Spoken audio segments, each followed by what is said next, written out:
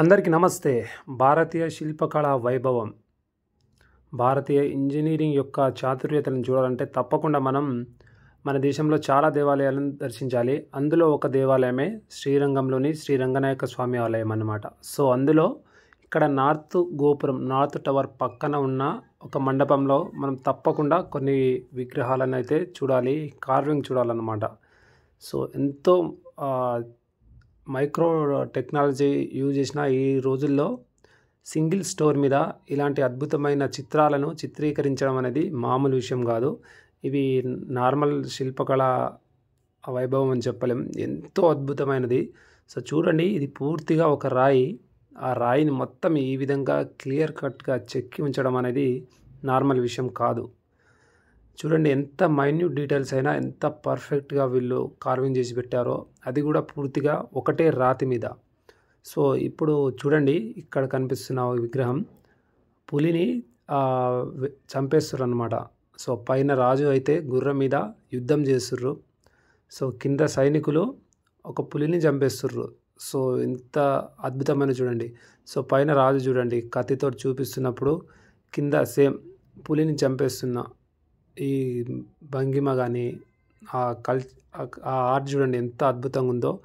చాలా చాలా చాలా అద్భుతమైన చెక్కడాలు ఇవి.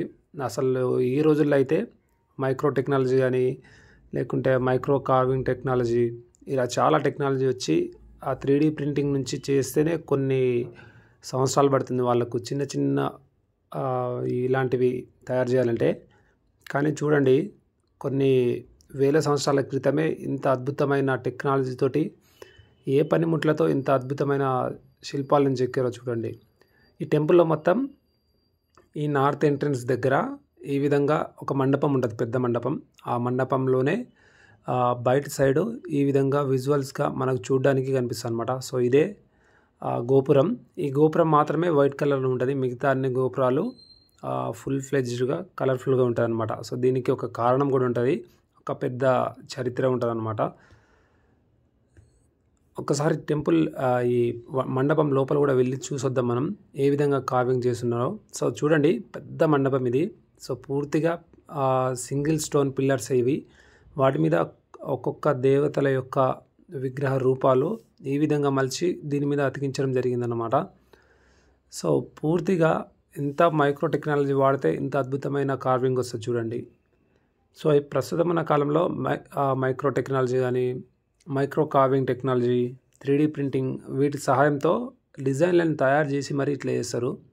కాకపోతే ఈ రంగనాయక స్వామి టెంపుల్ లోపల ఈ విధంగా ఈ మండపంలో ఇలాంటి అద్భుతమైన చెక్కడాలు, శిల్పాలు చాలా చాలా ఉన్నాయన్నమాట. సో టెంపుల్ మొత్తం ఇలాంటి విగ్రహాలు ఎన్నో ఉన్నాయి. కాకపోతే అన్నిటికంటే అట్రాక్షన్ అయితే ఈ టెంపుల్లో ఉన్న ఈ మండపం మాత్రం చాలా అద్భుతంగా ఉన్నాయి. సో చూడండి ఎంత అద్భుతమైన శిల్పాలు ఉన్నాయో.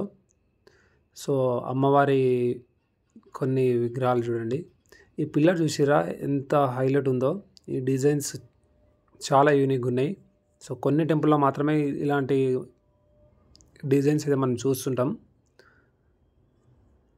చూడ్డానికైతే చాలా మెస్మరైజింగ్ ఉంటుంది, చాలా అద్భుతంగా ఉంటుంది, మనకి మళ్ళీ మళ్ళీ చూడాలనిపిస్తుంది అన్నమాట. సో అంత అద్భుతమైన టెక్నాలజీ.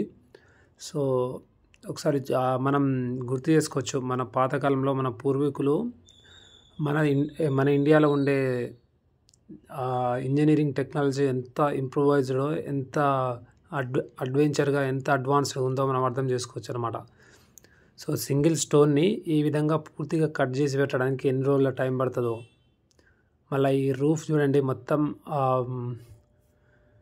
మొత్తం రాతితోటి వేసింది. ఒక్కసారి మీరు టెంపుల్కి వెళ్తే తప్పకుండా చూడండి, ఇంకా చాలా విషయాలు ఉన్నాయి. పెద్ద వీడియో మన ఛానల్ ఉంది, చూడండి.